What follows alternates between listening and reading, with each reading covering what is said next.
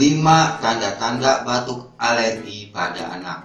Batuk alergi bisa diderita oleh anak yang memiliki riwayat alergi.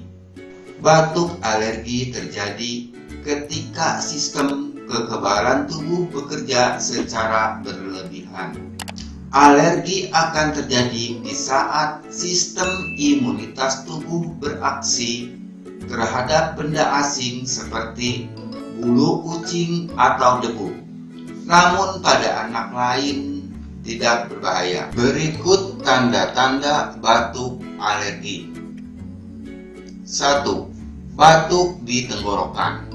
Batuk alergi biasanya akan disertai rasa gatal di tenggorokan. Kedua, sering batuk.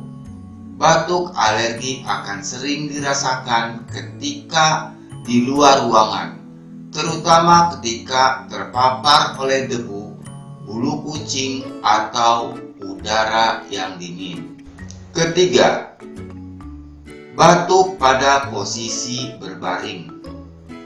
Pada malam hari, posisi anak akan sering berbaring dan tidur. Ini menyebabkan dahak akan tergenang di paru-paru dan naik ke tenggorokan, sehingga muncul refleks batuk. Keempat, faktor genetik.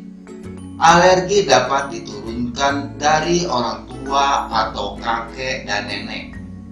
Bila ada yang menderita alergi, harus diwaspadai tanda alergi pada anak sejak dini. Kelima, batuk berlangsung lama. Batuk alergi tidak seperti pilek atau batuk berdahak biasa.